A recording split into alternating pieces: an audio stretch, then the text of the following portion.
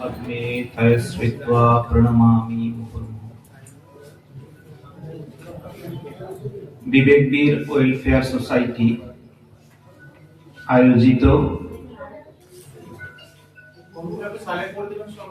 এই অধ্যাত্ম প্রসঙ্গে উপস্থিত থাকতে পেরে আমি খুবই আনন্দিত। আপনারা যারা এখানে উপস্থিত হয়েছেন তাদের সবাইকে শুভেচ্ছা ও নমস্কার জানাই। আজকে এসে এখানে ভালো লাগছে এই যে এখানে আপনারা সবাই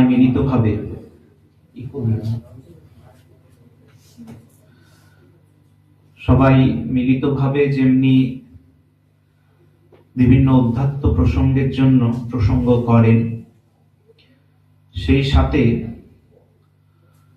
বিভিন্ন জায়গাতে সেবা কর্ম অনুষ্ঠিত হয়।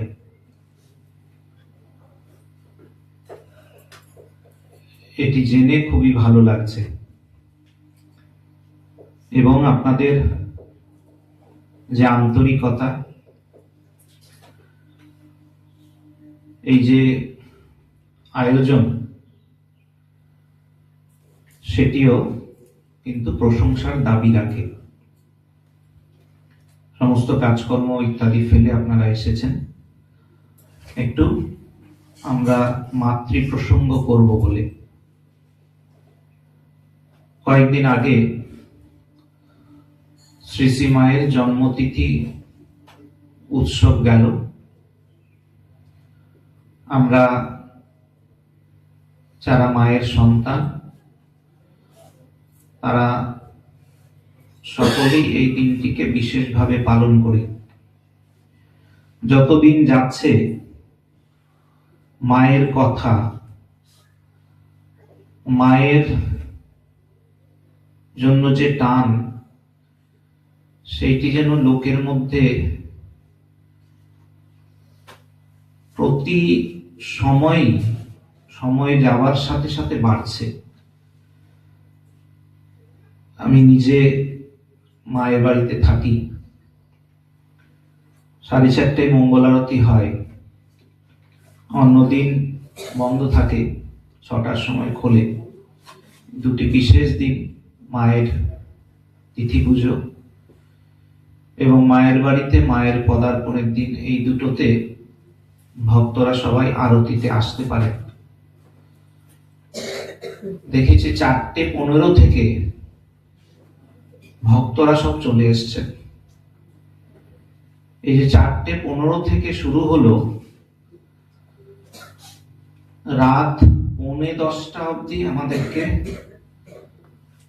মায়ের ঘরের দরজা খোলা রাখতে হয়েছে।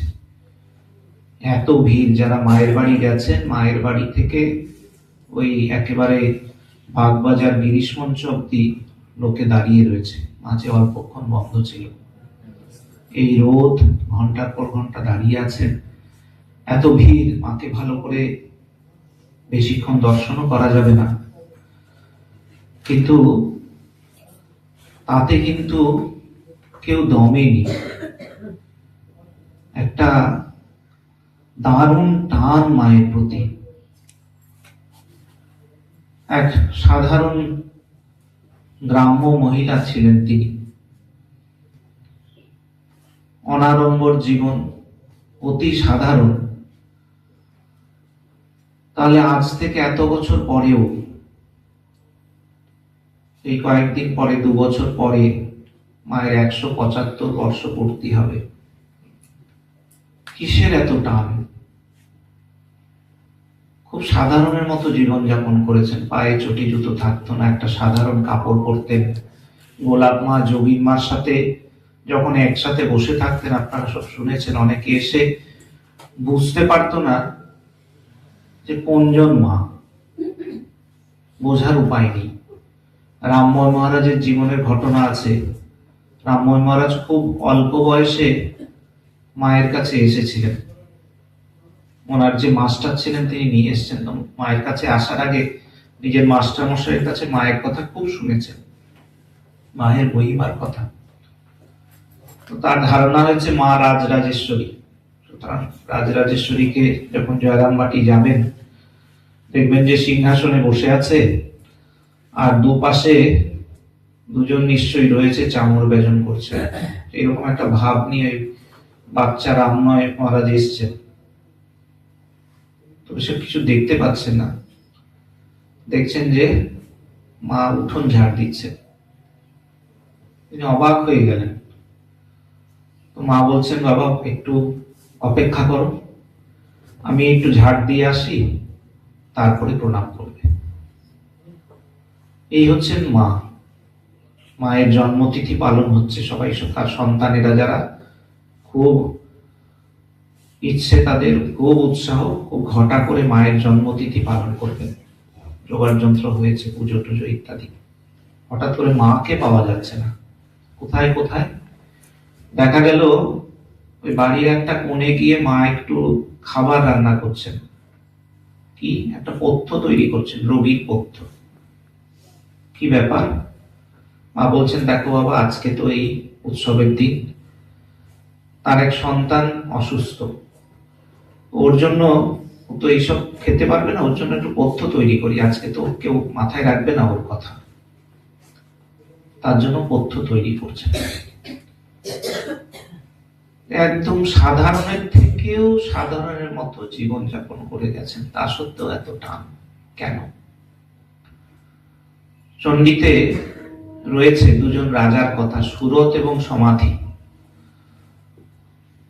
দুজন রাজা নয়, সুরত রাজা। দুজনেরই করুণ অবস্থা, দুজনই সুরত রাজা। আশেপাশের তার রাজ্যের আশেপাশের আক্রমণ, তাদের বিশ্বাসঘাতকতা ইত্যাদির কারণে রাজ্য হারিয়েছেন। মনের কষ্টে বনে আশ্রয় নিয়েছেন। আর সমাধি, সে বৈশ্য ব্যবসা ইত্যাদি করে, তার বন্ধু পরিজন ইত্যাদি তারাও বিশ্বাসঘাতকতা করেছে। তিনি সবকিছু হারিয়ে মনে এসছেন। তো দুজনের দেখা হয়েছে, দুজনেই তাদের পরিস্থিতির কথা জানেন, মনে খুব কষ্ট। যে মনে এসছেন সেখানে এক মুনির আশ্রম, ঋষির আশ্রম, তার কাছে গেছেন। কে জিজ্ঞেস করছেন, তারা সবকিছু হারিয়েছেন, কিন্তু তা হারানোর পরেও তাদের যে একটা যা কিছু হারিয়ে এসছেন, তাদের সংসার, আত্মীয় পরিজন, তাদের প্রতি ওদের যে আকর্ষণ সেটা যাচ্ছে না। ঋষিকে জিজ্ঞেস করছেন সব। তিনি বললেন, দেখো, মহামায়ার প্রভাবে এইসব হয়, তিনি ভুলিয়ে রাখেন। তিনি চাইলে এই মোহকে দূর করে দিতে পারেন, আবার যদি চান তাহলে কিন্তু কাউকে মোহে ফেলতে পারেন। তিনি মহামায়া। কখনো কখনো এই আদ্যা শক্তি মহামায়া তিনি রূপ পরিগ্রহ করেন, মানবী রূপ। রক্ত মাংসের শরীরে তিনি এই ধরাধামে অবতীর্ণ হন যখন প্রয়োজন হয়। আমাদের এই যে মা, আমরা যাকে বলি মা শারদা, এই জয়রামবাটির একটি ছোট্ট ঘরে ক্ষুদ্র পল্লীতে এসছেন। তিনি কিন্তু আসলে জগন্মাতা আদ্যা শক্তি। তিনি জগৎ প্রসবিনী, সৃষ্টি স্থিতি প্রলয়কারিণী। তিনি আমাদের জন্য এই যুগে এই রূপটি পরিগ্রহ করে এসছেন। তিনি সাধারণ মানবী নন। সাধারণ মানবীর মতো তার চলন বলন সবকিছুই, কিন্তু এই সাধারণ মানবীর আড়ালে লুকিয়ে যিনি আছেন তিনি হচ্ছেন আদ্যা শক্তি মহামায়া। এই জন্যই আমরা এত টান অনুভব করি যে কি করে একটু মাকে দেখব, কি করে একটু মাতৃ চিন্তা করতে পারবো, কি করে একটু মাতৃ নামে বিভোর হতে পারবো।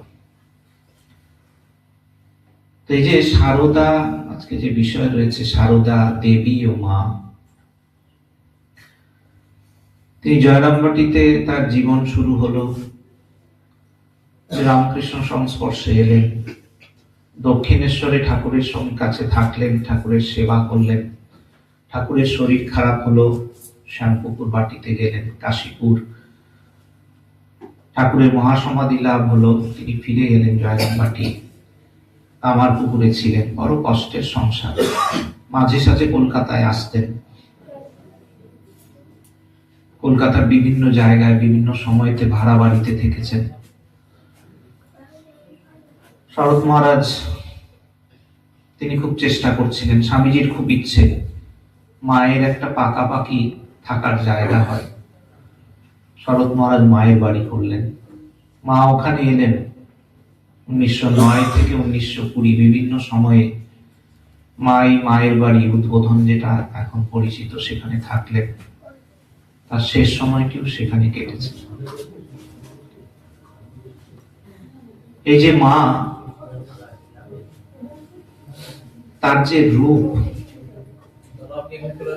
তিনি যে আদ্যা শক্তি, তিনি যে জগৎ প্রসবিনী, তিনি যে মহামায়া দেবী, এইটি কখনো কখনো সচেতন বা অন্যমনস্ক অসচেতন মুহূর্তে মায়ের মধ্য দিয়ে প্রকাশিত হয়েছে। মায়ের স্বরূপ, তার দেবী সত্তা, দেবী স্বরূপ, তার জগন্মাতা স্বরূপ। সেরকম কয়েকটি ঘটনা বলবো, কয়েকটি উদাহরণ দেব। আপনারা অরূপানন্দজির কথা শুনেছেন, রাসবিহারী মহারাজ। মায়ের কথা সবাই পড়েছেন, সকলের কাছে আছে। মায়ের সেবক ছিলেন। দেখবেন মায়ের কথা যে আমরা পাই, সেটি রাসবিহারী মহারাজ অরূপানন্দজির জন্যই পাই। তিনি এই সমস্ত স্মৃতিগুলো, কথাগুলোকে একত্রিত করে মায়ের কথা আকারে আমাদের উপহার দিয়েছেন। এবং মায়ের কথা বইতে সবচেয়ে বড় যে স্মৃতি কথা, সেটি হচ্ছে রাসবিহারী মহারাজ। রাসবিহারী মহারাজের অরূপানন্দজি, তিনি বরিশালের লোক। 1907 সালে মায়ের কাছে আসে, বয়স বেশি নয়। আরামবাগ অব্দি এসে আরামবাগ থেকে হেঁটে গেছেন, মায়ের কাছে পৌঁছেছেন। মা বলছেন, বাবা খুব কষ্ট করে পরিশ্রম করে এসছো, স্নান টান করে নাও, খাও। মাকে বলছেন, মা তোমার সাথে আমার কথা আছে। মাকে তিনি রোজ বিভিন্ন প্রশ্ন করতেন, কঠিন কঠিন প্রশ্ন, দার্শনিক প্রশ্ন। মা সেগুলো খুব সুন্দর উত্তর দিয়েছেন। আমাদের মনের অনেক প্রশ্নই যেন রাসবিহারী মহারাজ আমাদের হয়ে পড়েছে। রাসবিহারী মহারাজ একটা সংকট ছিল, ঠিক মা বলে ডাকতে পারছিলেন না। একদিন হয়েছে, রাসবিহারী মহারাজ বলেছেন, আচ্ছা তুমি অমুকের কাছে যাও, একটা খবর দিতে হবে, একটা কথা বলতে হবে, মা বলেছেন বলে। তো বলছেন, আচ্ছা তুমি কি বলবে? তো রাসবিহারী মহারাজ বলছেন, আমি বলবো মা বলেছে, আপনি বলেছেন। মা বলেছেন, না, তুমি বলবে মা বলেছেন। এই মা ডাক শেখাচ্ছেন রাসবিহারী মহারাজকে। তো সেবার রাসবিহারী মহারাজ থেকে ফিরছেন, ফিরে যাচ্ছেন, মায়ের খুব কষ্ট। মা বলছেন, দেখো আমি এরপর কলকাতায় গেলে তুমি আসবে, আমার কাছে থাকবে। ওই রাসবিহারী মহারাজ পাকাপাকি থাকলেন মায়ের কাছে। একদিন কথোপকথন হচ্ছে, রাসবিহারী মহারাজ মাকে বলছেন, মা এই যে ঠাকুরকে সবাই পূর্ণ ব্রহ্ম সনাতন বলে, তুমি কি বলো? মা বলছেন, হ্যাঁ, তিনি আমার পূর্ণ ব্রহ্ম সনাতন। তারপরে জিজ্ঞেস করছেন, না প্রত্যেক, রাসবিহারী মহারাজ বলছেন যে না, প্রত্যেক স্বামী তো শ্রীলোকের কাছে পূর্ণ ব্রহ্ম সনাতন, আমি সেভাবে জিজ্ঞেস করছি না। মা বলছেন, পূর্ণ ব্রহ্ম সনাতন তিনি স্বামী ভাবেও এমনি ভাবেও। রাসবিহারী মহারাজ আবার প্রশ্ন করছেন, তোমাকে যে তাহলে এরকম সাধারণ স্ত্রীলোকের মতো দেখছি। না, মা বলছেন, সাধারণ স্ত্রীলোকের মতো নয়, কি এটা হচ্ছে মায়া। মায়া না হলে আমি বৈকুণ্ঠে নারায়ণের পাশে লক্ষ্মী হয়ে থাকতাম। এটি হচ্ছে মায়ের স্বরূপ। তারপর রাজবিহারী মা জিজ্ঞেস করছেন, আপনার নিজের স্বরূপ মনে পড়ে? বললো, হ্যাঁ, মাঝে মাঝে মনে পড়ে। এটি হচ্ছে এই যে রাসবিহারী মহারাজের প্রশ্ন, সেটা থেকে বেরিয়ে আসছে। একজন জিজ্ঞেস করছে, দেখো অনেকে তোমাকে আদ্যা শক্তি, সাক্ষাৎ কালী, ভগবতী এইসব বলে, তুমি নিজে মুখে যদি বলো তাহলে বিশ্বাস করো। এই যে নিজে মুখে বলো, এর সাথে গীতার সম্পর্ক আছে। সেখানে অর্জুন শ্রীকৃষ্ণকে বলছেন যে অসিত, দেবল, ব্যাস এরা আপনাকে ইয়ে নিয়ে বলে, স্বরূপ নিয়ে বলে, আপনি নিজে যদি বলেন, নিজ মুখে বলেন, ঠিক সেটারই প্রতিধ্বনি এখানে। মাকে যখন বলছে যে নিজে মুখে বলেন, না বললেন হ্যাঁ ঠিকই, অর্থাৎ এই যে আমাকে আদ্যা শক্তি, ভগবতী ইত্যাদি সব বলে, সব সত্য। মা জয়রামবাটিতে রয়েছেন, মাকে তো যাদেরকে নিয়ে ঘর করতে হয়েছে, হ্যাঁ, তার ভাই বউ ইত্যাদি, সে সংসার এক বিশেষ সংসার, খুব জ্বালাতন, সেখানে নানান রকম আবদার বাইনাক্কা চলতেই থাকে। মাঝে মাঝে মা অতিষ্ঠ হয়ে যেতেন। তো একদিন ওরকম এত অতিষ্ঠ হয়ে গেছেন যে ওদেরকে বলছেন, দেখ তোরা আমাকে বেশি জ্বালাতন করিসনি, এর মধ্যে যে আছে যদি ফোঁস করে তাহলে ব্রহ্মা, বিষ্ণু, মহেশ্বর কারো সাধ্য নেই রক্ষা করে। তার মায়ের স্থান কোথায়? মা ক্ষুণ্ণ হলে ব্রহ্মা, বিষ্ণু, মহেশ্বর কারোর উপায় নেই। ঠাকুরও আছে, ঠাকুরও বলছেন, হৃদয়রাম খুব জ্বালাতন করতো, এটা সেটা বলতো মাকে। ঠাকুর হৃদয়রামকে বলছেন, দেখ হৃদয়, তুই এই যে একে যা খুশি বলিস তাও ঠিক আছে, তাও ব্যাপারটা পার পেয়ে যেতে পারিস, কিন্তু ওর মধ্যে যদি যাকে বলছিস মায়ের কথা আর কি, ও যদি ফোঁস করে তাহলে একই কথা, ব্রহ্মা, বিষ্ণু, মহেশ্বর কেউ রক্ষা করতে পারবে না। অর্থাৎ ঠাকুর মাকে তার থেকেও উপরে স্থান দিচ্ছে। এই হচ্ছে মায়ের স্বরূপ। ভারতী প্রাণা মাতাজি তিনি স্মৃতিচারণ করছেন যে একদিন তিনি গেছেন উদ্বোধনের বাড়িতে। মা দুপুরবেলা চুল শুকোচ্ছেন, মায়ের কাছে গেছেন, তো মা তাকে বলছেন একটু ফুল নিয়ে এসো, সে একটু ফুল নিয়ে এলো। মা তাকে বললেন তার পায়ে দিতে, মায়ের পায়ে দিল। তো ভারতী প্রাণা মাতাজি বলছেন যে আমি সেই সময় দেখলাম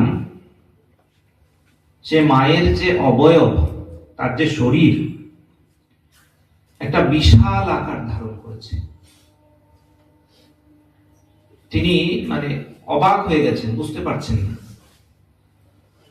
তিনি বলছেন স্বর্গীয় দৃশ্য। তারপরে আস্তে আস্তে আস্তে আস্তে মা আবার স্বাভাবিক হলেন। এই ভারতী প্রাণা মাতাজির আরেকটা ঘটনা রয়েছে। একদিন ওই রকম মা রয়েছেন, সেদিন প্রচুর ভক্ত এসছে, এত ভক্ত এসছে সকলে চিন্তায় পড়ে গেছে যে যা রান্না বান্না হয়েছে সেটা পর্যাপ্ত নয়, কি করে সেই দিন সকলের প্রসাদ কি করে জুটবে। মায়ের কাছে খবর গেল। মা খুব স্বাভাবিক, কোনো দুশ্চিন্তা নেই। মা রান্নাঘরে গেলেন, একটু খুঁড়তে গিয়ে হাঁড়িটাকে নেড়ে দিলেন, হাঁড়ির ভেতরটা, ব্যাস। সেদিন যতজন ভক্ত এসেছিল কারোর সেদিন অন্নের অভাব হয়নি। ভারতী প্রাণা মাতাজি তিনি বলছেন যে এটি হচ্ছে মা স্বয়ং অন্নপূর্ণা, স্বয়ং অন্নপূর্ণা। তার ওই এক স্পর্শে সেদিনকার মতো কিন্তু যতজন ভক্ত এসেছিল তাদের ব্যবস্থা হয়ে গেল, তাদের ক্ষুধা নিবৃত্তি হলো। মা রয়েছেন জয়রামবাটিতে, জয়রামবাটিতে রাধুনী যে, সে এসছে মায়ের কাছে। তো মায়ের কাছে এসছে রাত্রে 9টার সময়। ব্রাহ্মণী সে বলছে মাকে যে আমি কুকুর ছুঁয়ে এসছি কোনোভাবে, সুতরাং আমি স্নান করে আসছি, অসুচি হয়ে গেছে। তো মা বলছেন দেখো এত রাত্রে স্নান করো না, একটু হাত পা ধুয়ে নাও। তো রাধুনী শুনবে না, তো বলছে আরে তাতে হয় নাকি? মা বলছেন ঠিক আছে গঙ্গা জল স্পর্শ কর। সে বলছেন না তাতেও হবে না। তখন মা বলছেন তুমি আমাকে স্পর্শ করো। অর্থাৎ মাকে স্পর্শ করলেই সে শুদ্ধ হয়ে যাবে। তিনি পবিত্রতা স্বরূপিণী। রয়েছে না প্রকৃতি পরমাং, যে আমরা স্তোত্রটি হয় জয়রামবাটিতে হয়, মায়ের বাড়িতে হয়, সেখানে রয়েছে পবিত্রতা স্বরূপিণী তিনি। এরকম মাকে দেখতে পাই যে বিভিন্ন সময়ে তার মধ্যে কিন্তু ভাবান্তর হতো। কোঠারে গেছেন, কোঠারে বলরাম বাবুদের জমিদার বাড়ি, মা ওখানে ছিলেন, কয়েক মাস ছিলেন। আশুতোষ মিত্র তার যে স্মৃতি কথা সেইখানে বলছেন যে মা একদিন দুপুর বেলা রয়েছে। তা আশুতোষ মিত্র সুযোগ পেয়ে মায়ের কাছে গেছে। তো মা কেমন যেন আনমনা হয়ে গেছে। বলছেন দেখো আমি বারবার আসি, বারবার আসা, এর কি নিস্তার নেই? শিব শক্তি, বারবার সেই শিব শক্তি, অর্থাৎ শিব এলে শক্তিকে আসতে হয়, বারবার আসা, বারবার আসা। এটি যেন অন্যমনস্ক হয়ে তিনি এই কথাটা বলছেন, অর্থাৎ তিনি শক্তি রূপে এসেছেন। স্বামী তন্ময়ানন্দজি তিনি জয়রামবাটিতে গেছেন। জয়রামবাটিতে গিয়ে তার খুব ইচ্ছে, তিনি মায়ের পাদ পূজা করলেন, দিয়ে মায়ের চরণ নিজের মাথায় নিতে চাইছেন। মা বলছেন না গো, চরণ মাথায় রাখতে নেই, কারণ সেখানে ঠাকুর আছেন। ঠাকুর তিনি ভগবান, তিনি মস্তকের যে সহস্রদল পদ্ম রয়েছে সেখানে বসে আছেন। তো তন্ময়ানজি মাকে জিজ্ঞেস করছেন ঠাকুর যদি স্বয়ং ভগবান হন তাহলে কে, আপনি কে? সঙ্গে সঙ্গে বললেন আমি আর কে, আমি হচ্ছে ভগবতী। এই যে মা স্বীকার করছে। ব্রহ্মচারী বিমল স্বামী দয়ানন্দজি তিনি উদ্বোধনের যে মায়ের বাড়ি যেটিকে আমরা বলি, সেখানে নিত্য ঠাকুরের পুজো করতেন। তাই ঠাকুরের পুজো করে মায়ের কাছে এসছেন, মাকে প্রণাম করেছেন। তো মা ঠাকুরের ছবি, নিজের ছবি আর মা কালীর ছবি দেখিয়ে, নিজের ছবি মানে নিজেকে ঠাকুরের ছবি আর মা কালীকে দেখিয়ে বলছেন এই যে তিনজনকে দেখছো, এই তিনজন কিন্তু একই, স্বরূপত তারা এক। ঠাকুর বলতেন যে এই যে ভবতারিণী মন্দিরের যিনি আছেন মা কালী আর মা শারদা, এরা ভিন্ন সত্তা নন। আবার মা জানতেন যে মা কালী এবং শ্রীরামকৃষ্ণদেব এরা কেউ আলাদা নন। অর্থাৎ ঠাকুর মা অভিন্ন, মা কালী মা শারদা অভিন্ন। সেদিক দিয়ে ভাবতে গেলে তিনে এক, একে তিন। এই বিভিন্ন দেবদেবী রূপে মায়ের প্রকাশ দেখতে পাই। অর্থাৎ প্রকাশ বলতে তার স্বীকারোক্তি দেখতে পাই। শিবু দাদার সঙ্গে বিখ্যাত ঘটনা রয়েছে। সেই শিবুদাদা একবার মাকে মাঠের মাঝখানে ধরে বসলেন, মাকে এগিয়ে দিতে এসছেন কামারপুকুর থেকে। জয়রামবাটির কাছে মাঠের মাঝামাঝি এসে তিনি মাকে ধরলেন যে, মা তুমি কে, ঠিক ঠিক বলো। অর্থাৎ মায়ের কাছে তিনি স্বরূপ জানতে চাইছেন। মা বলছেন, আমি আর কে, আমি তোর খুড়ি।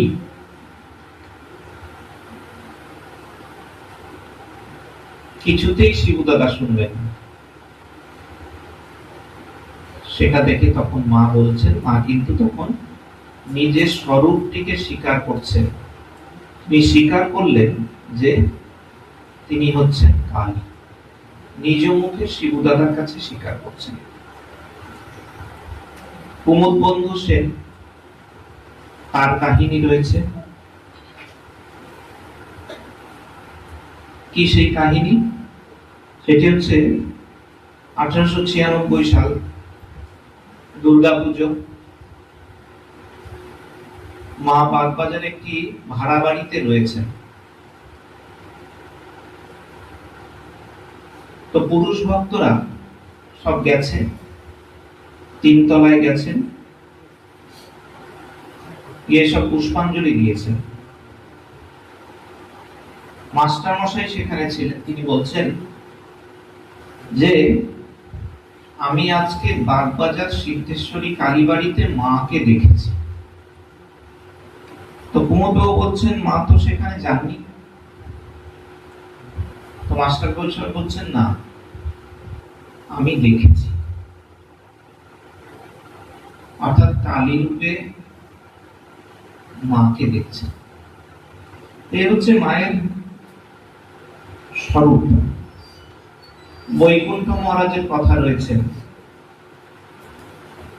বৈকুণ্ঠ মহারাজের কি কাহিনী? তিনি হোমিওপ্যাথি ডাক্তার ছিলেন। বৈকুণ্ঠ মহারাজের নাম হচ্ছে স্বামী মহেশ্বরানন্দ, বাঁকুড়ায় ছিলেন, ভালো হোমিওপ্যাথি জানতেন। একবার মায়ের কি হয়েছে, ওষুধ দেবেন মাকে। এই হোমিওপ্যাথি শিশির নিয়েছেন, মা হা করেছেন, ফোঁটা ফেলবেন তো। তিনি সঙ্গে সঙ্গে বন্ধ করে দিলেন, মানে মায়ের মুখে আর ফোঁটা দিলেন না। মা বলছেন, আরে ও বৈকুণ্ঠ, কি হলো, আমার ওষুধ দিলে না? তো বৈকুণ্ঠ মহারাজ বলছেন, হ্যাঁ মা দিচ্ছি। তিনি একটা পুড়িয়াতে ওষুধ দিয়ে মায়ের হাতে দিলে বললেন যে, মা আপনি এই ওষুধ খেয়ে নেবেন। পরে জানা যায় যে মা হা করেছিলেন, বৈকুণ্ঠ মহারাজ সেখানে মায়ের মধ্যে জগদ্ধাত্রী রূপ প্রত্যক্ষ করলেন। তিনি ভয় পেয়ে গেছেন, বিহ্বল হয়ে গেছেন, আর ওষুধ দিতে পারেননি।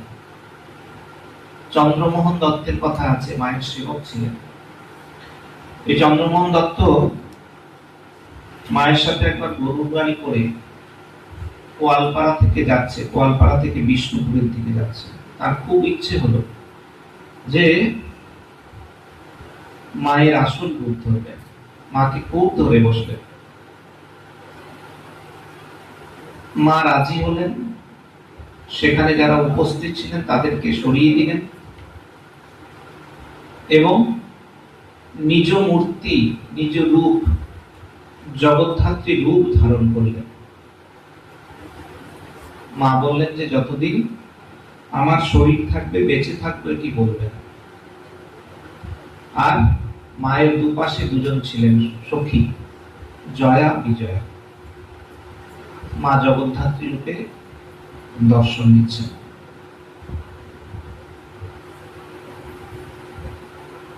এবং মা বলতেন যে, আমি ছোটবেলা থেকেই দেখতাম আমার সঙ্গে একটি মেয়ে সবসময় ঘুরত।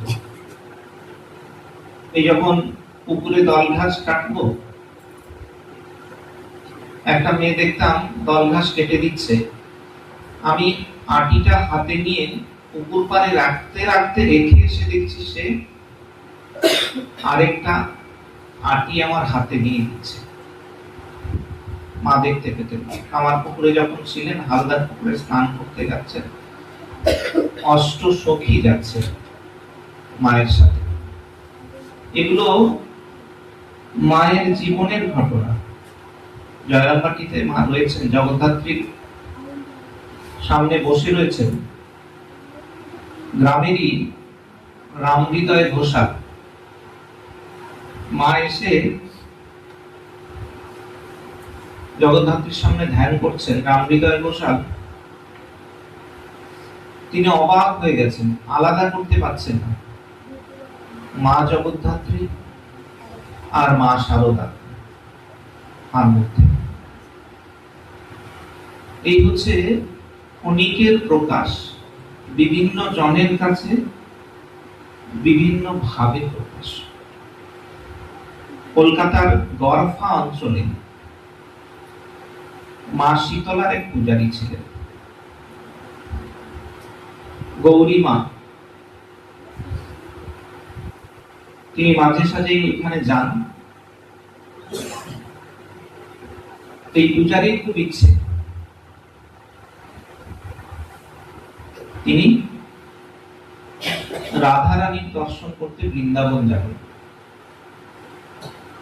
গৌরীমাকে খুব ধরেছে। তো গৌরীমা তাকে বলছেন, তোমাকে জ্যান্ত রাধারানীর দর্শন করা। গৌরীমা এসে মাকে বললেন, মা আমি কিন্তু এরকম বলেছি। মা বলছেন, সে কি বলো, বলেছ কি? এই গৌরীমা এই যে শীতলার পূজারী, তাকে নিয়ে এসছেন একদিন মায়ের কাছে। এই পূজারী অবাক, এ কোথায় নিয়ে এলো? মাকে প্রণাম করেছেন, প্রণাম করে দেখছেন যে মায়ের মুখ নয়, সেখানে রাধারানী। তিনি সঙ্গে সঙ্গে প্রণাম করছেন, বন্দে রাধা আনন্দদায়ী আনন্দরূপিণী, রাধা আনন্দরূপিণী। মায়ের মধ্যে তিনি রাধা রূপের দর্শন পেলেন। এরকম অজস্র ঘটনা রয়েছে যেখানে কিন্তু মা অন্যভাবে দর্শন দিচ্ছেন, তার রূপের কথা বলছেন। সুরেন্দ্রনাথ সেন তিনি স্বামীজির কাছে গেছেন, স্বামীজিকে ধরেছেন যে স্বামীজির কাছে মন্ত্র দীক্ষা নেবেন। তো স্বামীজি বলছেন, আমার কাছে তোমার দীক্ষা হবে না, তোমার যার কাছে দীক্ষা হবে সে কিন্তু আমার থেকেও বড়। তো এই সুরেন্দ্রনাথ সেন অবাক হয়েছে যে স্বামীজির থেকে বড় আবার কে আছে। তো কিছুদিন পর উনি স্বপ্ন দেখলেন যে তিনি ঠাকুরের কোলে বসে আছেন, আর এক দেবী মূর্তি তাকে মন্ত্র দিতে চাইছে। তিনি জিজ্ঞেস করলেন যে আপনি কোন দেবী? তিনি বললেন সরস্বতী। সেই দেবী সুরেনবাবুকে মন্ত্র দিলেন, তাকে জপ করতে বললেন। সুরেনবাবু জপ টপ করেননি। অনেক বছর পর, সম্ভবত 1909 তিনি মায়ের জয়রামবাটি গেছেন, মায়ের কাছে গেছেন।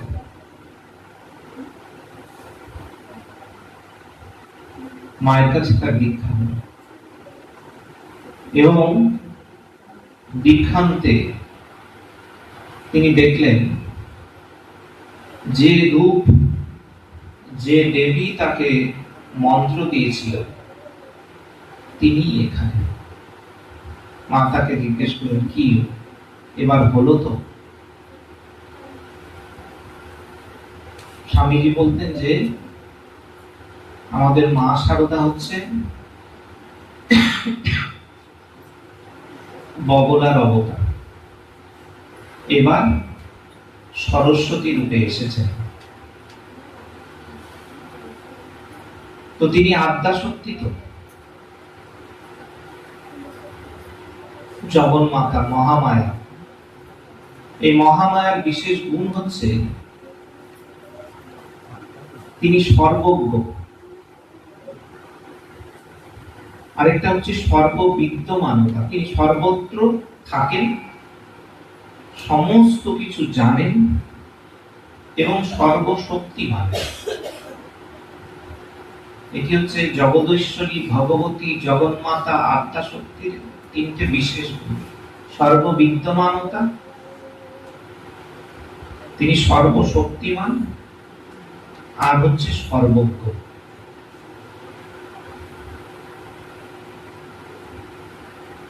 কিরকম? এই যে তিনি সর্বজ্ঞ, সর্বত্র আছেন, তার দু একটা উদাহরণ দিই। স্বামী মহাদেবানন্দ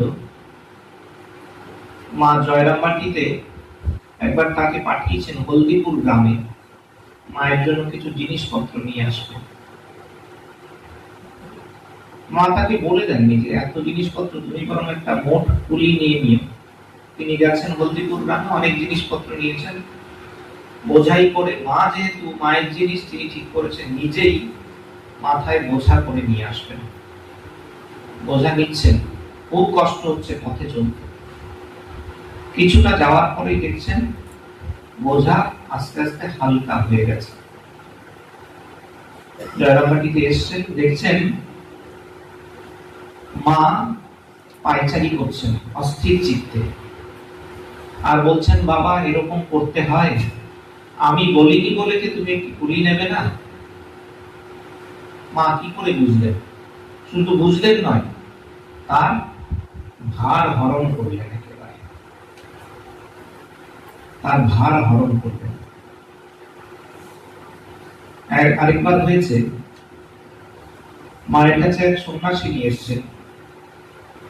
তিনি অর্থ সংগ্রহ করছেন কিসের জন্য? তার গুরুর ঋণ হয়েছে, সেই ঋণটি শোধ করতে হবে।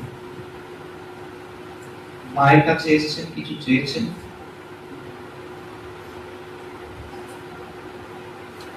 মা গোলাপ মাকে ডেকেছেন,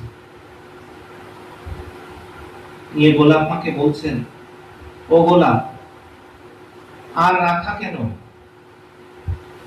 দিয়ে দাও। গোলাপ মার কাছে 3টে গিনি ছিল।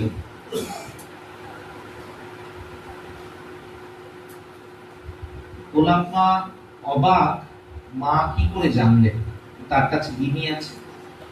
গোলাপ মা সেইটি দিয়ে দিলেন, দিয়ে বলছেন যে আমি, আমার মা আমাকে ভার মুক্ত করলেন।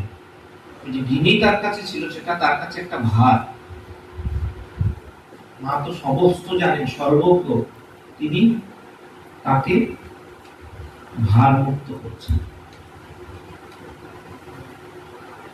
এরকম অনেক ঘটনা রয়েছে। মা জানতে পারছেন, মা শক্তি যোগাচ্ছেন। জয়রামবাটিতে খুব একবার অনাবৃষ্টি, সবাই গ্রামবাসী মাকে ধরল। মা খুব কাতর স্বরে প্রার্থনা করলেন। সেবার জয়রামবাটিতে এত বৃষ্টি হলো, চাষবাসের কোনো অভাব নেই। এই তার সর্ববিদ্যমানতা, সর্বশক্তিময়ী তিনি। মা উদ্বোধন বাড়িতে রয়েছেন, রাত 10টার সময় নফরচন্দ্র কোলে, জয়রামবাটি গোয়ালপাড়ার মানুষ, বৃদ্ধ, তিনি রাত 10টার সময় উদ্বোধনে মায়ের বাড়িতে গিয়ে হাজির। শরৎমাস খবর পাঠালেন সেবকের মারফত যে সে মায়ের সঙ্গে দেখা করতে চায়। মায়ের কাছে গেলেন, মায়ের পা জড়িয়ে ধরে কান্না, ভীষণ কান্না। কেন? বলছেন মা, ইনফ্লুয়েঞ্জা জ্বরে ইতিমধ্যে আমার কয়েকটি নাতি নাতনি মারা গেছে। আমার যে কটি 1-2টি যে নাতি নাতনি আছে তারা অসুখে পড়েছে। আপনি এদের রক্ষা করুন, আপনি এদের রক্ষা করুন, আপনি বলুন, তাহলেই হবে আমার বংশ রক্ষা পায়। এই কলকাতার কোলে মার্কেট আছে, শুনেছেন তো যারা কলকাতায়। মা বলছেন, আরে আপনি এত অস্থির হচ্ছেন কেন? বলছেন না, ঠাকুরকে বলুন। বলল না, আপনি বলুন, আপনি বললেই হবে, আপনি বললেই হবে। কিছুতেই মাকে ছাড়বেন না। মা তখন তাকে আশ্বস্ত করছেন কোলে মশাইকে। মায়ের আশ্বাস পেয়ে তিনি আশ্বাস নিয়ে ফিরে গেলেন এবং তার নাতি নাতনি জীবন রক্ষা হল। এরকম বহু মানুষের ক্ষেত্রে, বহু ভক্তর ক্ষেত্রে মা কিন্তু তাদের জীবন রক্ষা করেছেন, তাদেরকে যে পথ, অন্য পথ থেকে ফিরিয়ে অধ্যাত্ম পথে নিয়ে এসছেন। আরেকটি ঘটনা বলে এই প্রসঙ্গ শেষ করব। নেপালি মায়ের কাহিনী। মায়ের এক সেবক সন্তান, সে আরেকজন যুবকের সঙ্গে তীর্থে গেছে ঋষিকেশে। তো ঋষিকেশে একটি আশ্রমে রয়েছে, সেখান থেকে বদ্রীধামে যাওয়ার কথা। সকালবেলা উঠেছেন, উঠে একটু হাঁটতে বেরিয়েছেন। ওখানে ঝুপড়ি আছে অনেক, সাধুরা তখন সাধন ভজন করতো, ঝুপড়িতে থাকতো। এরকম পেরোচ্ছেন, একটি ঝুপড়ির পাশ দিয়ে দেখছেন একটা দূর থেকে একটি মহিলা কণ্ঠের আর্তনাদ ভেসে আসছে। একটু খুঁজতে খুঁজতে এগিয়ে সেখানে গেছেন, ভেতরে ঢুকেছেন। ঢোকার মুখে শুনতে পাচ্ছেন ওই মহিলা সন্ন্যাসীকে দিয়ে বলছেন, ও মাই আভি তক ভেজে নি কি? মানে মা, তুমি এখনো পাঠালে না? উনি ভেতরে ঢুকেছেন, বলছে, শোনো শোনো। ওই সন্ন্যাসী, নেপালি সন্ন্যাসী বলছেন, শোনো, যা বলছি শোনো। মা কথা দিয়েছিলেন আমার শেষকালে একজনকে কাউকে পাঠাবেন। তো তুমি দেখো এই বিছানার তলায় কিছু টাকা পয়সা আছে, আর এই যে একটা খাতা আছে, এই দুটো না। আমার শরীর চলে যাবে, শরীর চলে গেলে 3 দিন বা 4 দিনের মাথায় এই টাকা পয়সা দিয়ে আশ্রমে বলে আমার একটা ভান্ডারের ব্যবস্থা করবে। আর এই যে খাতাতে যা লেখা আছে, পুঁথিতে মন্ত্রাদি, এটি মুখস্থ করে দেবে। এখানে যা মন্ত্র আছে সেটা তুমি ব্যবহার করতে পারো অন্যের উপকারে, কিন্তু নিজের কাজে লাগাবে না। এটা পড়ে মুখস্থ করে গঙ্গায় ফেলে দেবে। মায়ের এই সন্তান অবাক হয়ে গেছে। নেপালি মায়ের শরীর গেল, এই সন্তান ওই টাকা নিয়ে এলেন, আসে আশ্রমের মহন্ত মহারাজকে বললেন যাতে তার সব ইত্যাদি হয়, ভান্ডারা হয়। আর তার সঙ্গে যে যুবক এসেছিল তাকে খবর দিয়ে দিলেন যে সে যেন বদ্রীতে চলে যায়। মাকে চিঠি লিখলেন জয়রামবাটিতে, যে তিনি জয়রামবাটি ফিরে যেতে চান তীর্থ না করে। কোনো উত্তর না পেয়ে তিনি সব ছেড়ে ছুড়ে দিয়ে সোজা মায়ের কাছে এসে উপস্থিত হলেন। মাকে বললেন, মা দেখো এরকম ব্যাপার, কি ব্যাপার? মা বললেন, হ্যাঁ, আমার কাছে ও কথা করিয়ে নিয়েছিল যে ওর শেষ সময়, এই নেপালি সাধু, তার সঙ্গে আমার কাশিতে দেখা হয়, সে অনেক কিছু সাধন জানতো, সেই আমাকে পঞ্চতপা করতে বলে। সে আমার কাছে সত্যি করিয়ে নিয়েছিল যে তার যখন শরীর যাবে তখন তিনি, আমার এক সন্তান তার কাছে উপস্থিত হবে। আজ থেকে কত বছর আগের ঘটনা। মা পঞ্চতপা করেছেন ঠাকুরের শরীর যাওয়ার পরে। ওই যে অঘটন ঘটন পটিও শিখিনি, সব তার নিয়ন্ত্রণে। তিনি সর্বত্র আছেন, সর্বজ্ঞ। ঠিক আজকে এত বছর পরে ঠিক ওই সময়ে মায়ের সন্তানটি গিয়ে সেখানে হাজির হয়। এই হচ্ছে মায়ের এক স্বরূপ, মায়ের বৈশিষ্ট্য। জগন্মাতা আদ্যা শক্তি, তারা কিরকম ভাবে শক্তি তাদের মধ্যে ক্রিয়াশীল হয়। এই যে পর্বটি আলোচনা করলাম, এ থেকে আমাদের নেবার কি আছে, শিক্ষার কি আছে? শেখার এইটি, নেবার এইটি, এটি কি তত্ত্ব? এই তত্ত্ব চিন্তন করতে হয়, তত্ত্বের অনুধ্যান করতে হয়। এদের আমাদের তারা জন্মকর্ম আছে তাদের, তারা ধরাধামে আসছেন, আমাদের সাধারণের মতো জীবনযাপন করছেন, কিন্তু তারা সাধারণ নয়, তাদের স্বরূপ অন্য। গীতাতে রয়েছে, গীতা শ্লোকে রয়েছে, জন্মকর্ম চমে দিব্যাং যো মাং ব্যক্তি তত্ত্বতঃ ত্যক্ত্বা দেহং পুনর্জন্ম নৈতি মামেতি সর্বজন। সাদা বাংলায় হচ্ছে যে এই যে কিনা ভগবান বলছেন আমার এরকম অলৌকিক যে মায়িক জন্ম, সাধু পরিত্রাণ, এই অপ্রাকৃত যে কর্ম, এইসব যে তত্ত্ব তো জানবে, সে কিন্তু আমাকেই ভাবতে হবে। অর্থাৎ এই তত্ত্বটিকে বোঝা, এটা কি কোনো বলছি সেটাকে মনে হচ্ছে অলৌকিক, সত্যি তো লৌকিকের বাইরে। ওই যে তার ভার হরণ করছে, কোথায় নেপালি মাইকে কথা দিয়েছিলেন, সেখানে গিয়ে উপস্থিত তার সন্তান হচ্ছে, এরকম এত কাহিনী, সেটা আমাদের লৌকিক দৃষ্টিতে আমাদের যে বিচার বুদ্ধির বাইরে। কিন্তু সেটাকে অলৌকিক না ভেবে, ওই দৃষ্টিতে না দেখে, এটাকে যদি আমরা তত্ত্বের দিক থেকে দেখি, তাহলে কিন্তু শ্রী শ্রী মায়ের যে তত্ত্বটি রয়েছে সেইটি অনুচিন্তন করতে হবে। ভগবান বলছেন যারা এই তত্ত্ব অনুচিন্তন করবে তাদের লাভ হবে, তারা কিন্তু তাদের পুনর্জন্ম হবে। এটি হচ্ছে এই এতক্ষণ যে আলোচনা করলাম, তার দেবী স্বরূপ শুধু নয়, তার যখন মাতৃ স্বরূপিনী তিনি, আত্মা শক্তি, তার কিছু কিছু দিক আলোচনা করলাম। আমরা সেই স্বরূপের, এগুলো এইসব কাহিনী না নিয়ে, ঘটনা না নিয়ে, স্বরূপের দিক থেকে দেখি, তাহলে কিন্তু আমাদের এই শোনা, আমাদের যে চিন্তন, সেইটি সার্থক হবে। এটি হচ্ছে একটি দিক।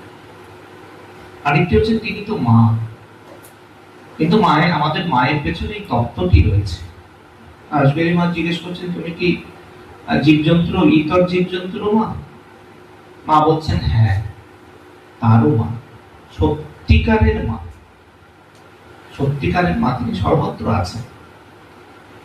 এই একটু মাকে, একটা দিক হচ্ছে তার তত্ত্ব জানছি, তত্ত্ব অনুচিন্তন করছি, এটি জানি, আর একটু মাকে আমাদের জীবনের মধ্যে নিয়ে আসা, কিভাবে জীবনের মধ্যে নিয়ে আসবো। শরৎ মহারাজ একবার যোগানন্দজিকে বলছেন, দেখো এই স্বামীজি কখন যে কি বলে, যখন যেটা বলে না সেটা কি এত বড় করে ফেলে, বোঝা মুশকিল। যোগেন মহারাজ বলছেন, দেখ তোকে একটা কথা বলি, তুই মাকে ধর, তিনি যা বলবেন ঠিক। এই যে মাকে ধরা মানে কি? মাকে ধরা মানে মায়ের সঙ্গে একটা সম্পর্ক স্থাপন করা।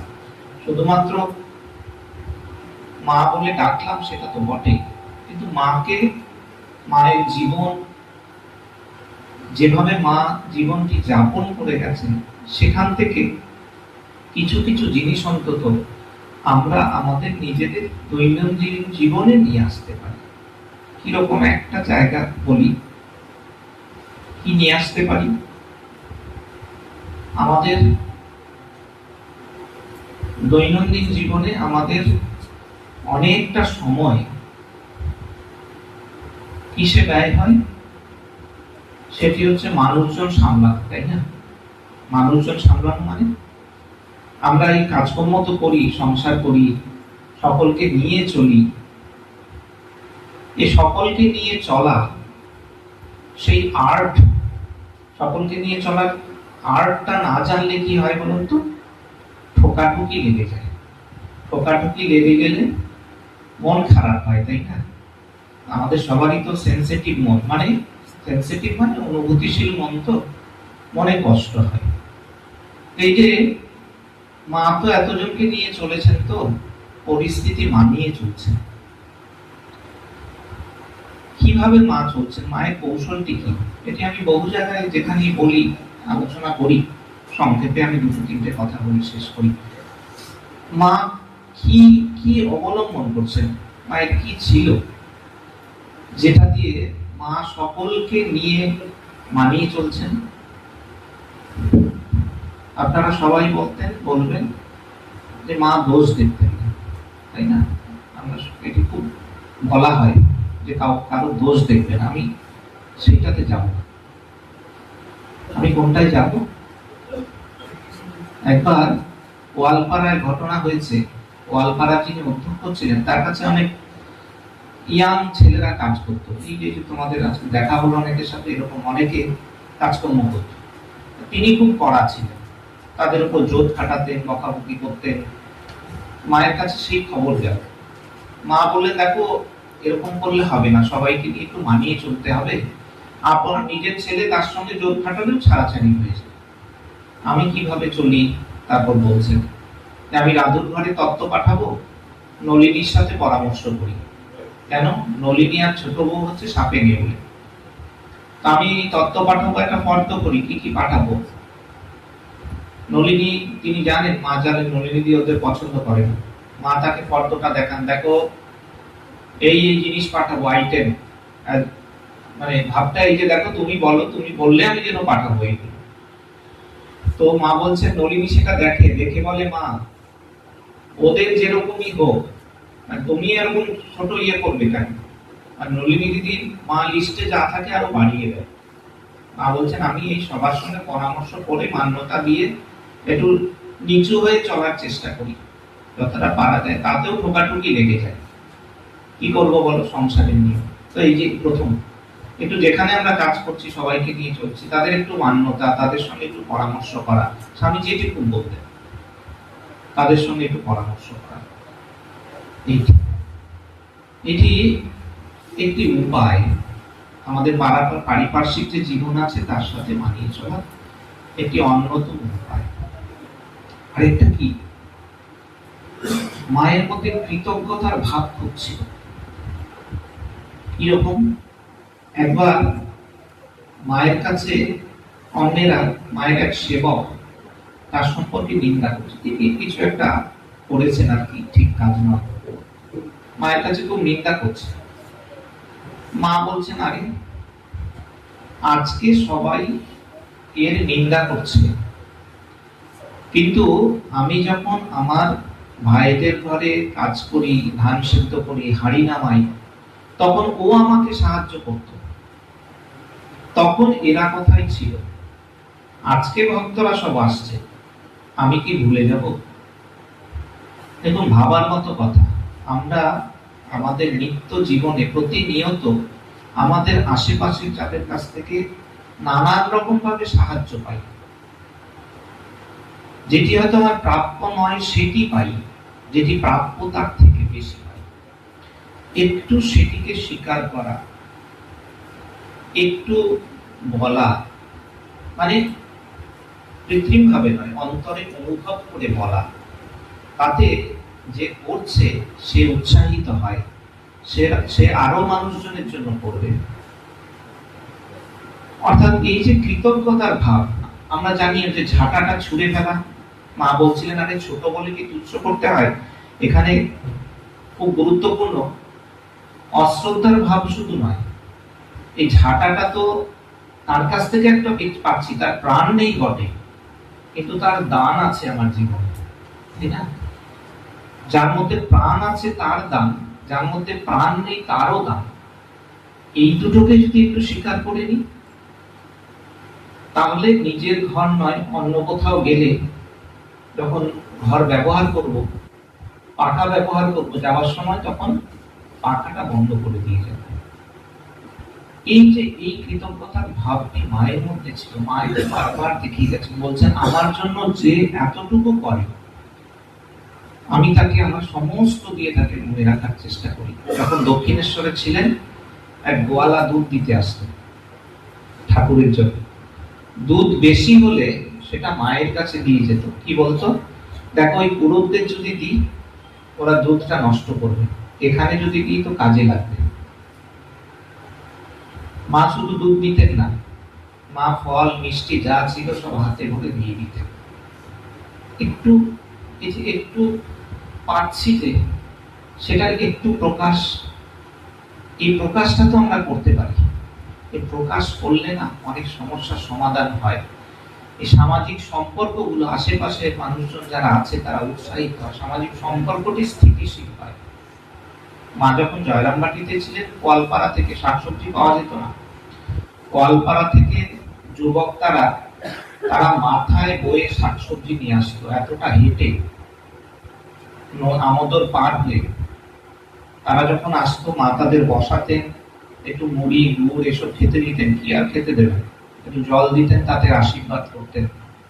তারা ওতেই খুশি মনে ফিরে যেত। এই মায়ের জীবনে দেখা যাচ্ছে যে যেভাবে যখনই মায়ের কাছে আসছে, মায়ের জন্য কিছু করছে, মা সেটা মনে রাখছে, মা সেইটিকে প্রকাশ করছে, প্রতিদান দিচ্ছেন। প্রতিদান শুধু ফল টল দেওয়াটাকে প্রতিদান ধরবো না, অনুভূতিটা হচ্ছে প্রতিদানের প্রথম প্রাথমিক জিনিস। ওইটা থাকলে বাকিটা এমনি চলে আসে। আর তৃতীয় যেটি বলে শেষ করবো, যেটি গুরুত্বপূর্ণ, স্থিতিশীল সম্পর্কের জন্য আমাদের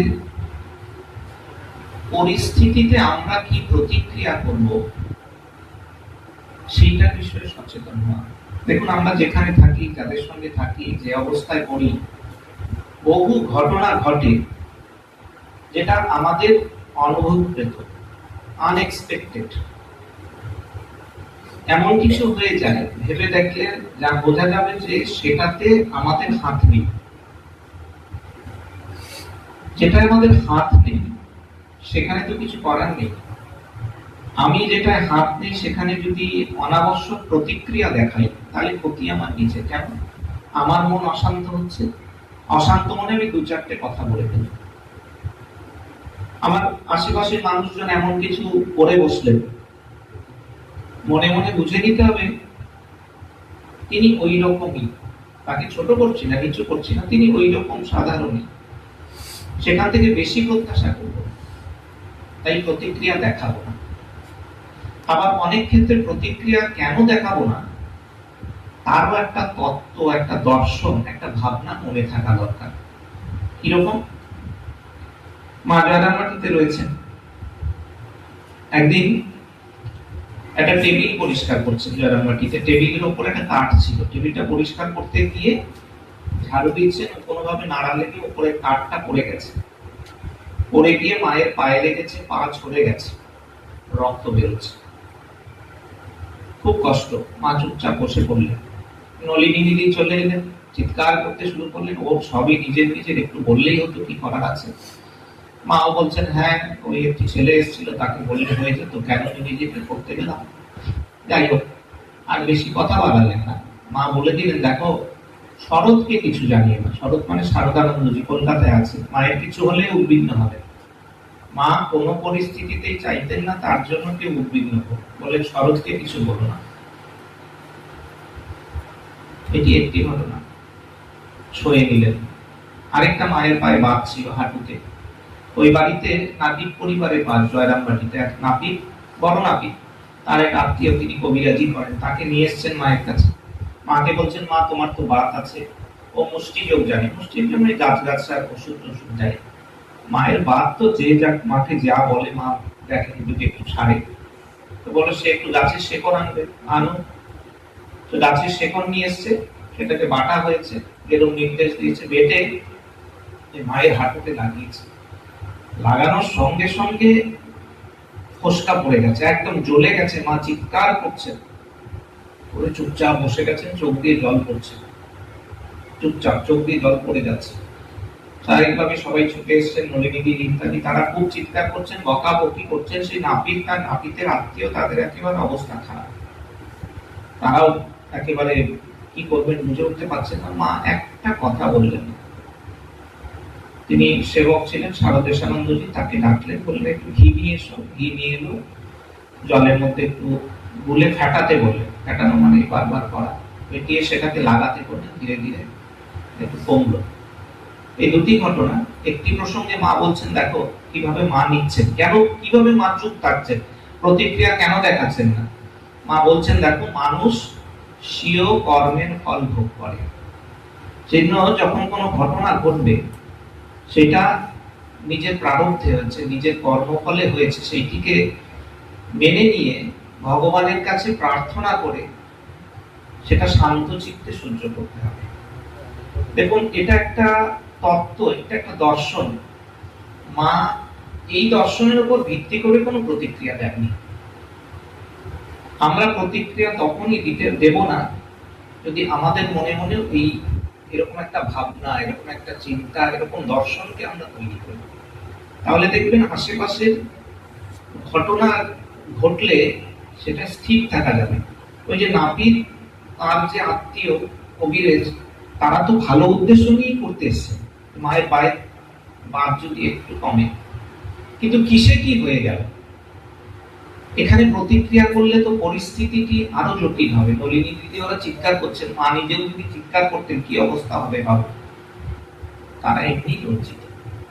মা ওইখানে ওইভাবে তার প্রতিক্রিয়াটি না দিয়ে শান্ত হয়ে থাকলেন, শান্ত মনে গ্রহণ করলেন।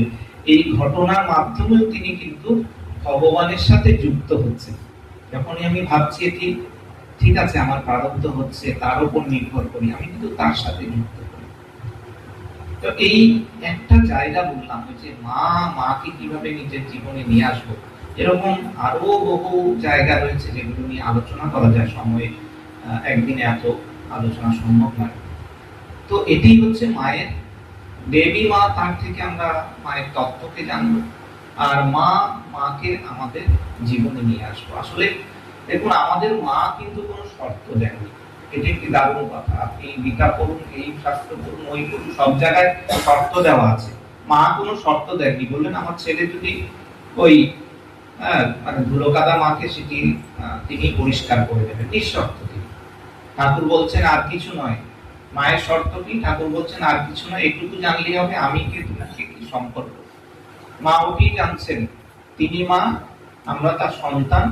এই সন্তান হিসেবে আমরা তার কাছে, তার চরণে আত্মসমর্পণ করবো, তাকে মা বলে ডাকবো। আমরা তো এটাই চাই, অনুক্ষণ যেন মায়ের চিন্তা করতে পারি, তাকে মা বলে ডাকবো। এই মা বলে ডাকার চেষ্টা যদি করি, একটু আমাদের হাত দুটি বাড়াই, তাহলে দেখা যাবে তার চরণে নয়, তার কোলে কিন্তু স্থান পাবো। এটি হচ্ছে মাতৃচিন্তা। মাকে আমাদের ছোট্ট দুটি হাতে ধরার। তো আজকের এই দিনে শ্রী শ্রী মায়ের চরণে প্রার্থনা করি তিনি কৃপা করুন যেন আমরা আমাদের এই ক্ষুদ্র দুটি হাত তার দিকে বাড়িয়ে তাকে ধরার চেষ্টা করতে পারি। ওম শান্তি শান্তি শান্তি। শ্রীরামকৃষ্ণ।